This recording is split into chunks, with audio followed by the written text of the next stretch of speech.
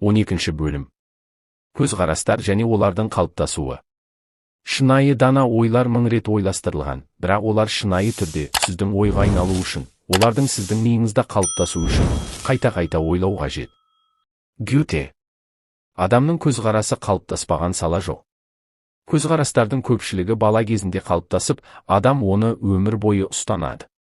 Біз қалыптасқан көзқарастарымызға өте сирек күмәнданамыз. Әрине, біз оларды дұрыс деп санаймыз. Дұрыс болмаса олардың қажеті қанша? Егер де біз ақша табу оңай емес деп ойласақ, онда шынымен де ақша табу оңай бола ма? Егер де адам өзін ештеңеге икемі жоқ деп санаса, онда оның ештеңеге икемі жоқ. Егер де өмір еш жақсылық әкелмейді деп ойласақ, онда шынында да өмір еш жақсылық әкелмейді. Біз өміріміздің кез келген аспектісіне күмәнмен қарауымыз мүмкін, бірақ адам өзінің қалыптасқан көзқарастарына ең соңғы кезекте ғана күмәнданады. Неге сенесіз, соған қол жеткізесіз? Адамдардың көпшілігі өз көзқарастарын өздеріне қарама-қарсы пайдаланған сәттері де болды. Өз проблемаларыңызды жақсылап зерттесеңіз, олардың көпшілігі шектеулі және дұрыс емес көзқарастардан туындайтынын байқайсыз. Сондықтан да адамдармен қарым-қатынаста қиындыққа тап болсаңыз, адамдардың қарым-қатынасына деген өзіңіздің көзқарасыңызға талдау жасаңыз. Көзқарастарыңыздың барлығын саралаудан өткізіңіз. Денсаулығыңызға байланысты проблема көп болса, онда денсаулыққа деген көзқарасыңызды мұқият зерттеңіз. Егер де сіз ақшалай қиындық көрсеңіз, онда ақшаға деген өз көзқарасыңызға мән беріңіз. Дәрістердің бірі аяқталған соң маған 30 жас шамасындағы ер адам келіп, оның табысы мүлде мардымсыз екенін баян етті. Ол өзін және отбасын асырап келеді, бірақ қаржы жинай алмайды екен. Менде қажетінше қаражат ешқашан болмайды деп иығын көтерді ол. Жақсы өмір сүретін адамдар қатарына қосылу мүмкін емес. Екеуі де негативті көзқарас. Менде қажетінше қаражат ешқашан болмайды және жақсы өмір сүретін адамдар қатарына қосылу мүмкін емес. Бұл екі ой оның санасында қалыптасып қалған, нәтижесінде олар оны қоршаған шынайы өмірге әсер етіп отырады. Мен оған оның ақшаға қатысты өзге де негативті ойлары бар екенін айттым. Себебі өзімнің тәжірибем көрсеткендей, бір негативті ой соңынан бірнеше негативті ойлар ілесіп жүреді. Мен одан ақшаға және табысқа байланысты барлық ойларын қағаз бетіне түсіруді өтіндім. Оның жазған тізімі көп нәрсені түсіндіреді. Ол мынадай көзқарасты көп жазған екен: егер де мен біреуден қарызға ақша алсам, онда ол адам мен үшін ақшалай қиындық көреді. Жақсы қаражат табу мүмкіндігін өзге адамдар иеленген. Барлық табысты адамдар бұл өзімшіл адамдар, ал мен өзімшіл болғым келмейді. Табысты болу үшін мен көп нәрседен бас тартуым керек. Өзін өзі шектейтін және өзінің абыройын түсіретін тізім. Бұл адамның қаржылай табысқа жете алмағанына таң қалуға болмайды. Себебі ол өзінің түйсігімен күрес жүргізді. Қомақты көлемде ақша тапсам, міндетті түрде өзімшіл болып кетемін. Адамдардан аттап кетемін, көп нәрседен бас тартамын деп ойлады.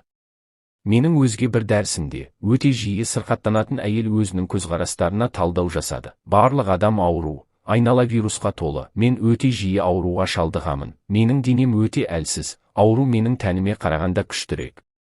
Қуанышымызға орай, ол жаңа өмірлік ұстанымдарды, көзқарастарды қабылдап, өзінің денсаулығын жақсартып алды.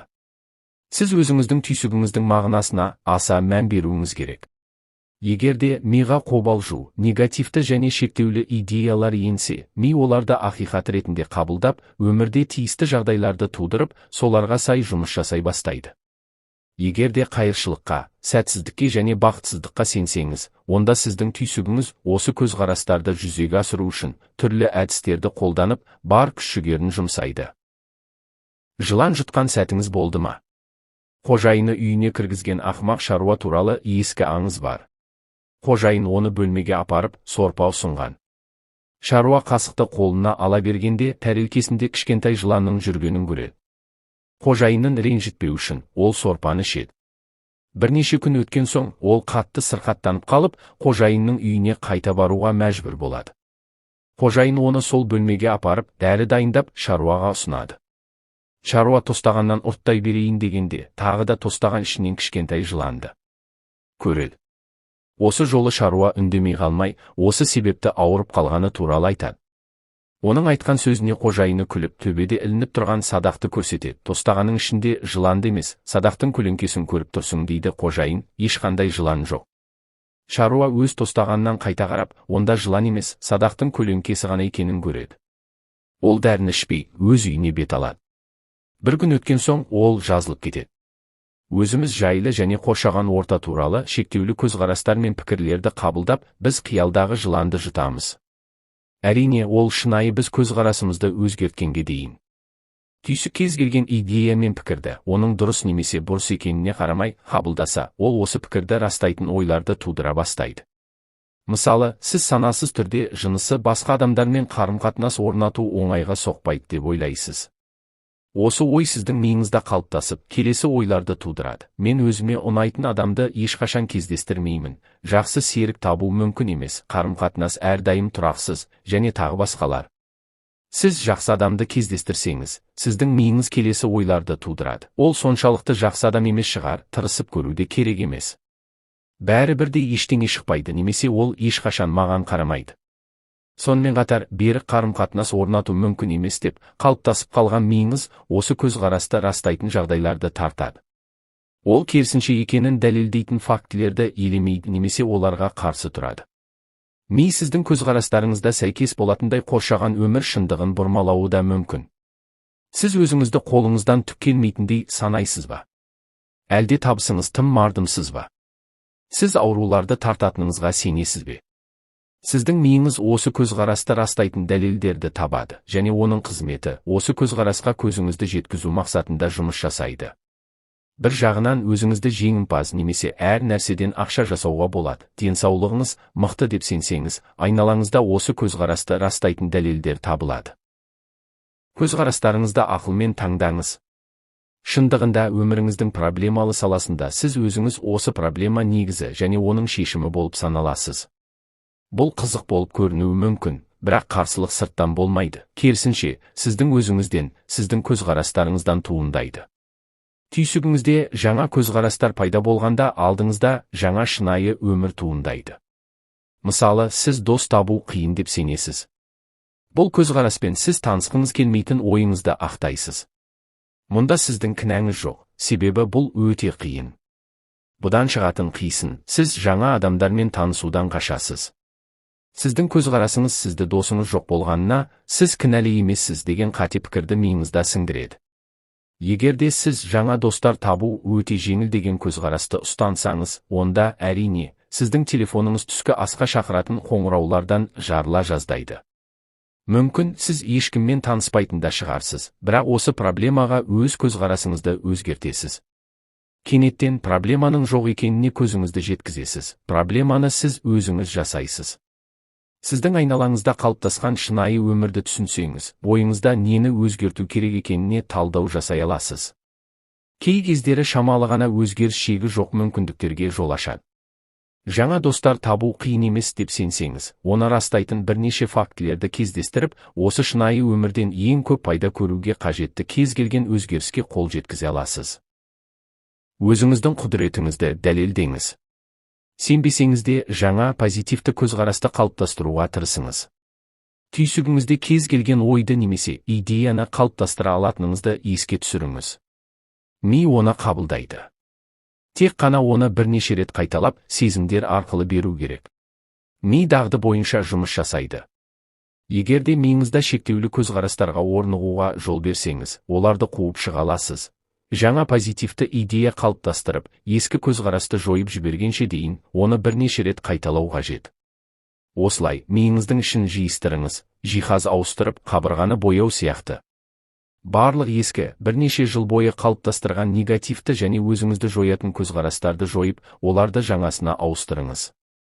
Төменде келтірілген тізімді мұқият қарап шығыңыз да, мұнда сіз қолданатын көзқарастар жоқ па екен?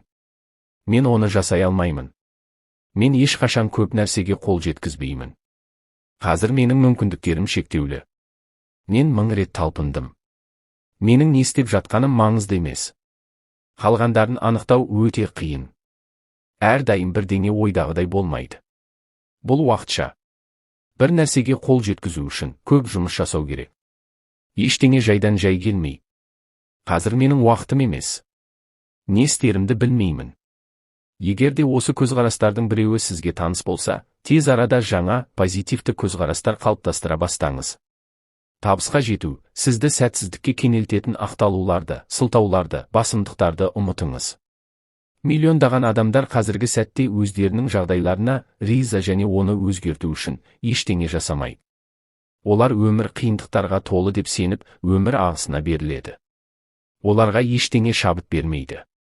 Ал сізге ше? Өз мүмкіндіктеріңізді зерттеңіз. Бірінші қадам.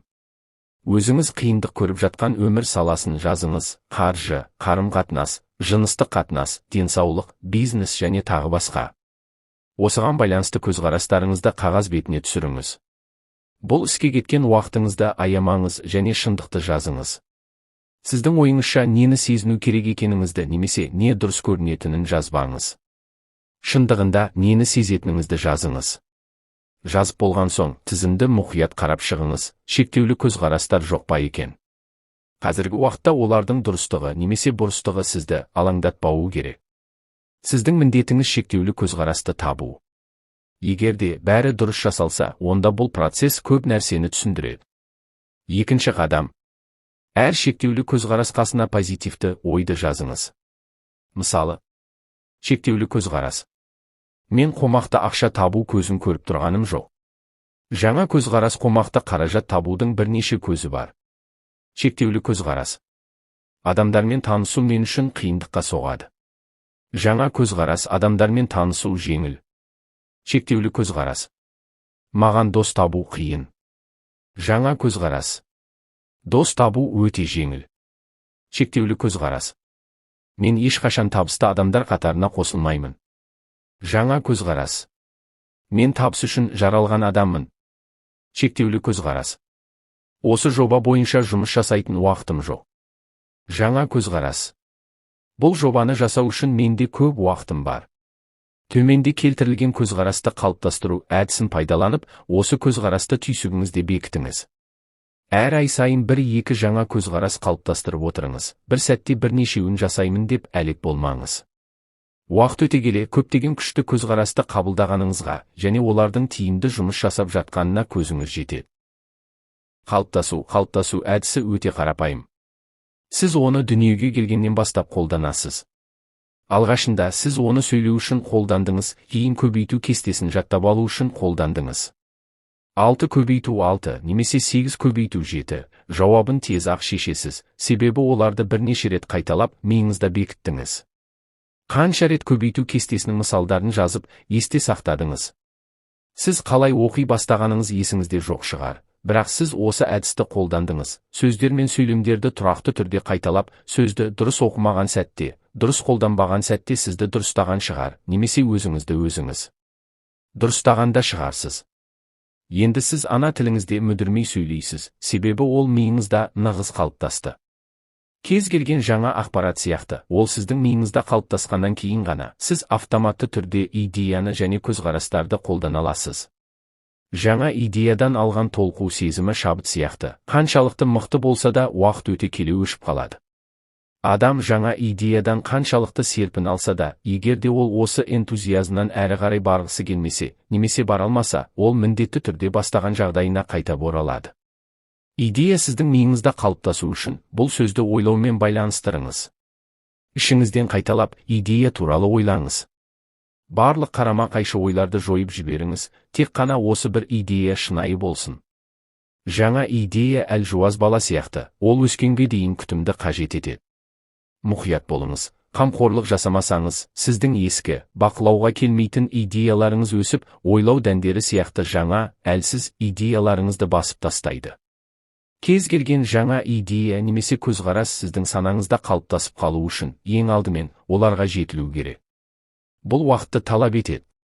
Егер де сіз жаңа көзқарасыңызды 1 рет немесе 2 рет, я болмаса 20 рет қамшыламасаңыз, ештеңе шықпайды. Жаңа көзқарастың оңтайлы нәтижесі мида қалыптасу үшін 1 айдан 3 айға дейін уақыт кетеді. Ал бұл күніне 5-10 минуттан 30-дан 90-ға дейін жететін жаттығу. Адамдар жаңа идеяны қабылдау үшін, оны 1 немесе 2 рет оқып сәтсіздікке ұшырағанын түсінесіз. Мен бұған сенуге тырыстым. Бірақ қолымнан келмейді дейді олар. Олар соншалықты ынтамен жұмыс жасады ма? Сіз түйсігіңізде жаңа көзқарасты қалыптастыруға тырысасыз. Көп жағдайда олар санаңызда қалыптасып қалған идеяларға қарама-қайшы келеді. Егер де сіз бір немесе 2 ай көлемінде күнделікті түрде жаңа көзқарасты бекітпесеңіз, онда сіздің миыңыз кез келген жаңа көзқарасты қабылдай алмайды. Күшіңіздің жартысын ғана пайдаланып, өзіңіздің уақытыңызды кетіріп, көңіліңіз қалғанын қалайсыз ба? Кез келген жаңа көзқарастың қалыптасып, гүлдену үшін уақыт керек. Керісінше болған жағдайда сіз сәтсіздікке ұшырайсыз. Енді менің соңымнан қайталаңыз, кез келген жаңа көзқарастың қалыптасып, гүлдену үшін уақыт және оған көңіл бөлу керек. Кез келген жаңа көзқарастың қалыптасып, гүлдену үшін уақыт және оған көңіл бөлу керек. Кез келген жаңа көзқарастың қалыптасып, гүлдену үшін уақыт және оған көңіл бөлу керек. Ұқтыңыз ба?